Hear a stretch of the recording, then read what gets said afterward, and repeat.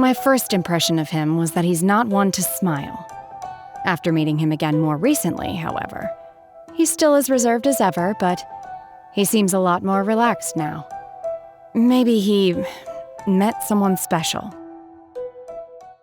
That gentleman claims to be immortal, yet is very familiar with my master, who is an adeptus. Master once said, "If you see him drinking on a stone stool in front of my abode, do not disturb him. Let him sit quietly for a while." And that's precisely what I did. I often see her wandering in the woods singing strange songs.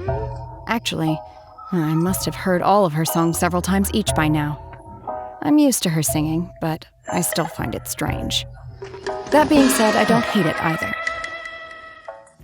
The quality of his medicinal herbs is as good as it gets. He is also easygoing and considerate of others.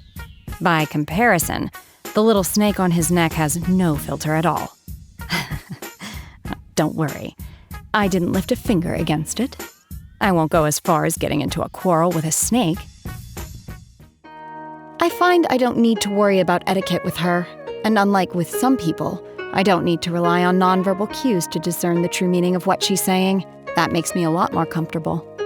The only problem is, well, there are too many people around her all the time, and I heard there's also many crew members on her ship. I need you to go with me. It's the only way I can cope with so many people.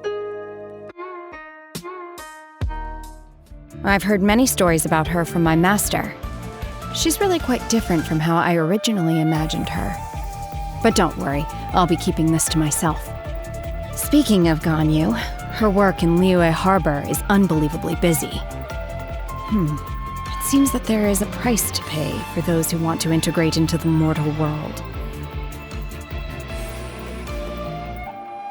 Yun Jin performs... It's called Liyue Opera, isn't it? I like this particular type of social interaction.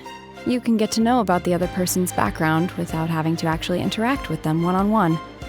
If she ever includes your story in one of her performances, I'm sure the result will end up being quite incredible. I'm looking forward to it.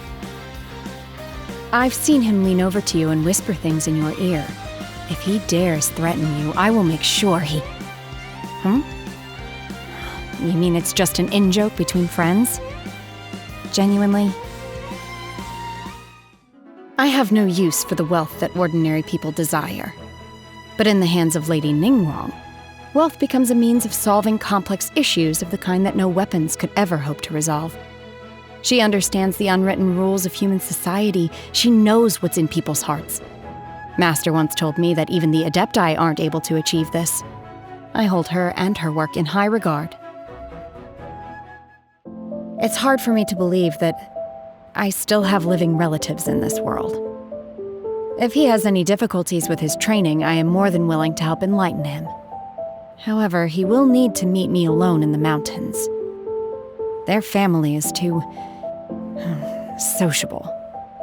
I wouldn't know how to turn down their invitations without being impolite. My master gave me these red ropes in order to restrain my impulses. But during our journey together, I feel I have finally grasped the key to all of this.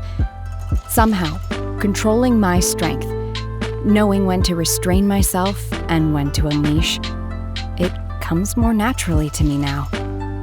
I think that what saves me from myself is not my red ropes, but you. If you understand what that means to me, please stay by my side. I rarely leave the mountains, so I was never taught proper manners. When a conflict arises, I just take care of it the way that comes naturally to me. But if you don't approve of my methods, please do let me know. Even if I don't fully understand your reasoning, I will always defer to you. So this shiny gemstone is called a vision? The gifts that fate brings, fate can just as easily take away. If one day my connection to this vision comes to an end, that'll be it. And the light inside of it will go out.